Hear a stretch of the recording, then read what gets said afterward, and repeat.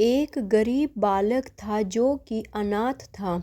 एक दिन वो बालक एक संत के आश्रम में आया और बोला कि बाबा, आप सबका ध्यान रखते हैं, मेरा इस दुनिया में कोई नहीं है, तो क्या मैं यहाँ आपके आश्रम में रह सकता हूँ। बालक की बात सुनकर संत बोले, बेटा तेरा नाम क्या है। उस बालक ने कहा, मेरा कोई नाम नहीं है। तब संत ने उस बालक का नाम रामदास रखा और बोले कि अब तुम यहीं आश्रम में रहना। रामदास वहीं रहने लगा और आश्रम के सारे काम भी करने लगा। संत की आयु 80 वर्ष की हो चुकी थी। एक दिन वो अपने शिष्यों से बोले कि मुझे तीर्थ यात्रा पर जाना है, तुम में से कौन कौन मेरे साथ चलेगा और कौन कौन आश्रम में रुकेगा। संत की बात सुनकर सारे शिष्य बोले कि हम आपके साथ चलेंगे, क्योंकि उनको पता था कि यहाँ आश्रम में रुकेंगे तो सारा काम करना पड़ेगा। इसलिए सभी बोले कि हम तो आपके साथ तीर्थ यात्रा पर चलेंगे। अब संत सोच में पड़ गए कि किसे साथ ले जाएं और किसे नहीं, क्योंकि आश्रम पर किसी का रुकना भी जरूरी था। बालक रामदास संत के पास आया और बोला, बाबा, अगर आपको ठीक लगे तो मैं यहीं आश्रम पर रुक जाता हूँ। संत ने कहा, ठीक है, पर तुझे काम करना पड़ेगा। आश्रम की साफ सफाई में भले ही कमी रह जाए, पर ठाकुर जी की सेवा में कभी कमी मत रखना। रामदास ने संत से कहा कि बाबा, मुझे तो ठाकुर जी की सेवा करनी नहीं आती, आप बता दीजिए कि ठाकुर जी की सेवा कैसे करनी है, फिर मैं कर दूंगा। संत रामदास को अपने साथ मंदिर ले गए। वहाँ उस मंदिर में राम दरबार की झांकी थी। श्री राम जी, सीता जी, लक्ष्मण जी और हनुमान जी थे। संत ने बालक रामदास को ठाकुर जी की सेवा कैसे करनी है सब सिखा दिया। रामदास ने गुरुजी से कहा कि बाबा, मेरा इनसे रिश्ता क्या होगा ये भी बता दो, क्योंकि अगर रिश्ता पता चल जाए तो सेवा करने में आनंद आएगा। उन संत ने बालक रामदास कहा कि तू कहता था कि मेरा कोई नहीं है, तो आज से ये राम जी और सीता जी तेरे माता पिता हैं।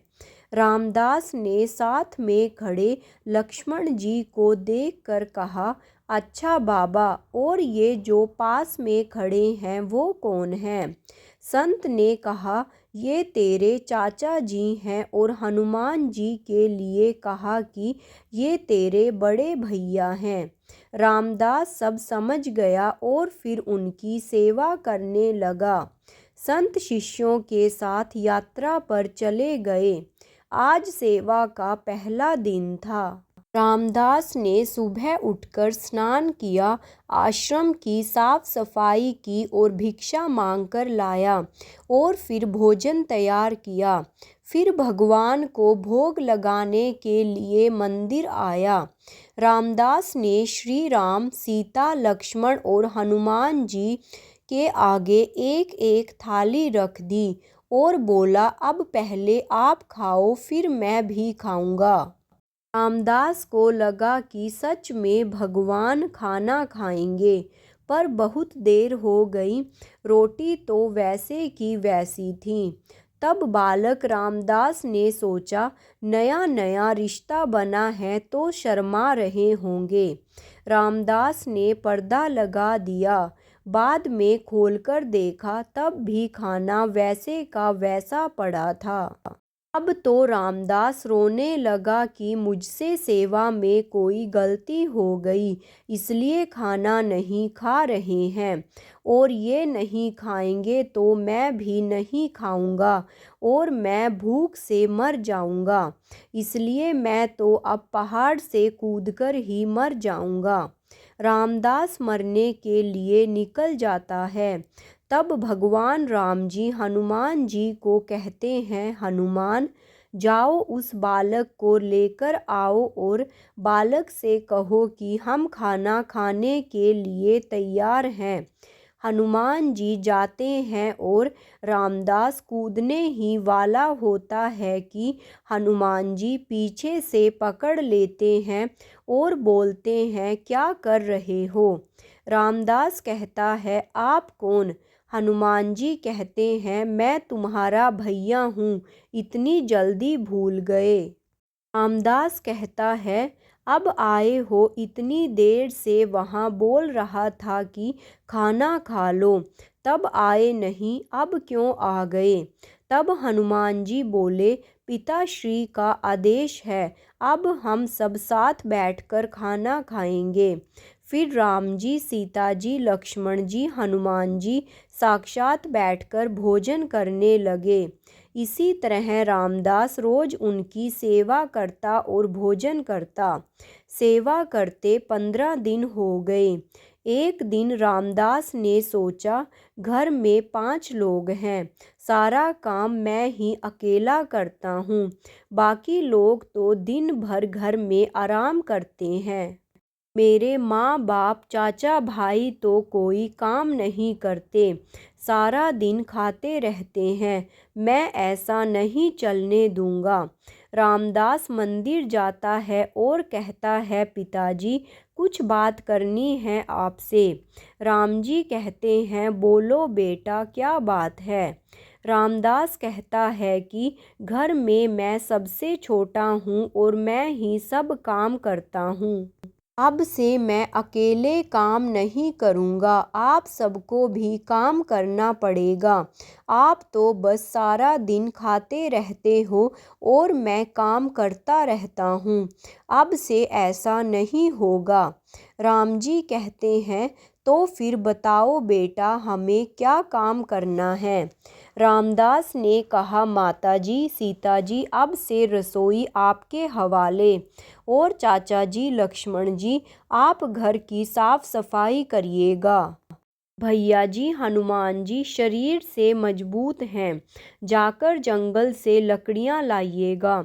पिताजी राम जी, आप बाजार से राशन लाइए और घर पर बैठकर पत्तल बनाओगे। सबने कहा, ठीक है, मैंने बहुत दिन अकेले सब काम किया, अब मैं आराम करूँगा। अब सभी साथ मिलकर काम करते हुए एक परिवार की तरह सब साथ रहने लगे। एक दिन वो संत तीर्थ यात्रा से लौटे तो देखा, आश्रम तो शीशे जैसा चमक रहा है। वो बहुत प्रसन्न हुए। मंदिर में गए और देखा कि मंदिर से प्रतिमाएं गायब हैं। संत ने सोचा, कहीं राम प्रसाद ने प्रतिमा बेच तो नहीं दी। संत ने रामदास को बुलाया और पूछा, भगवान कहाँ गए? रामदास भी अकड़कर बोला कि मुझे क्या पता, हनुमान भैया जंगल लकड़ी लाने गए होंगे, लखन चाचा झाड़ू पोछा कर रहे होंगे, पिताजी राम पत्तल बना रहे होंगे, माता सीता रसोई में काम कर रही होंगी। संत बोले, ये क्या बोल रहे हो? रामदास ने कहा, बाबा, मैं सच बोल रहा हूँ, जब से आप गए हो ये चारों काम में लगे हुए हैं। वो संत भागकर रसोई में गए और सिर्फ एक झलक देखी कि सीता जी भोजन बना रही हैं, राम जी पत्तल बना रहे हैं, और फिर वो गायब हो गए और मंदिर में विराजमान हो गए। संत रामदास के पास गए और बोले, आज तूने मुझे मेरे ठाकुर का दर्शन कराया, तू धन्य है। और संत ने रो रो कर रामदास के पैर पकड़ लिए।